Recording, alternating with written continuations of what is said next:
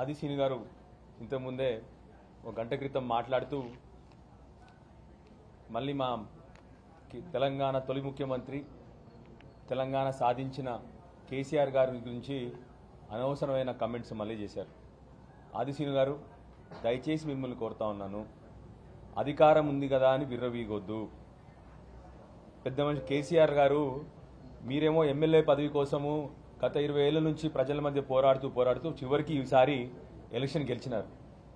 MLA పదవి కావాలి, నాకు విప్పు కావాలని చెప్పి మీరేమో కష్టపడితే ఇవాళ గెలిచినారు. మీరు కేసీఆర్ గారేమో తెలంగాణ సమాజం కోసం, తెలంగాణ ప్రజల కోసం, తెలంగాణ కోసం తన పదవులు, తన ఎమ్మెల్యే పదవి, తన మంత్రి పదవి, తన ఎంపీ పదవి అన్నీ కూడా గడ్డిపూసలాగా తీసి పడేసిన నాయకుడు, గొప్ప నాయకుడు కేసీఆర్ గారు. దయచేసి మీరు గొప్ప మనిషి అవ్వాలి, నేను గొప్ప నాయకుని అవ్వాలంటే కేసీఆర్ గారిని తిరిగితే గొప్ప వాళ్ళు ఎవరు? మీరు ఆల్రెడీ ప్రజలు చూస్తూ ఉన్నారు. మొన్న మీరు అధికారంలో ఉన్నా మీకు అత్యంత తక్కువ ఓట్లు మొన్న మీకు వచ్చిన మీ కాన్స్టిట్యున్సీలో ప్రజలు గమనిస్తూ ఉన్నారు. దయచేసి మిమ్మల్ని వినమ్రంగా రిక్వెస్ట్ చేస్తూ ఉన్నాను. మీరు గొప్ప నాయకులు అవ్వాలంటే మంచి పనులు చేసి గొప్ప నాయకత్వం అండి. తెలంగాణ ప్రజల పక్షాన నిల్చోండి. మన వరద కాలువ ఎండిపోయి ఉంది మన పక్కన, ఆ వరద కాలువ నింపండి. ఈ పనులు చేయండి తప్ప ఎప్పుడు పడితే అప్పుడు కేసీఆర్ గారి ఫామ్ హౌస్ అని చెప్పడమో, కేసీఆర్ గారు ఇంట్లో కూర్చున్నారని చెప్పడం, ఈ మాటలు మీరు దయచేసి మానేయండి.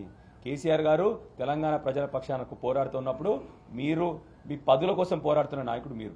సో దయచేసి మళ్ళీ ఒకసారి మిమ్మల్ని రిక్వెస్ట్ చేస్తా ఉన్నాను, పెద్ద నాయకత్వం, పెద్ద నాయకుడు అవ్వాలి అంటే, రేవంత్ రెడ్డి గారి మన్ననలు పొందాలంటే మంచి పనులు చేయండి, ప్రజల మన్ననలు పొందండి. ఆటోమేటిక్గా మీరు పెద్ద నాయకుడు అవుతారు తప్ప కేసీఆర్ గారిని ఇష్టం వచ్చిన మాటలు మాట్లాడి కేసీఆర్ గారిని తిట్టి ఇవాళ ఏదో అధికారం ఉంది కదా అని చెప్పేసి, అధికారం శాశ్వతం కాదు, అది మీకే తెలుసు. మీకు అధికారం రావడానికే మీరు ఎంత కష్టపడ్డారో మీకంటే మంచిగా ఇంకెవరికి తెలియదు. సో దయచేసి మిమ్మల్ని రిక్వెస్ట్ చేస్తా ఉన్నాను, ఇలాంటి పదజాలము, ఇలాంటి మాటలు కేసీఆర్ గారు అనడం మానేయండి. ప్రజల పక్షాన నిల్చొని ప్రజల మన్ననలు పొందండి తప్ప కేసీఆర్ గారిని అనేసి రేవంత్ రెడ్డి గారు మన్ననలు పొందాలి, నేను పెద్ద గొప్ప నాయకుడిని అయిపోతాను అనుకుంటే అది మీకు మంచి పద్ధతి కాదని చెప్పి మిమ్మల్ని కోరుతా ఉన్నాను. జై తెలంగాణ.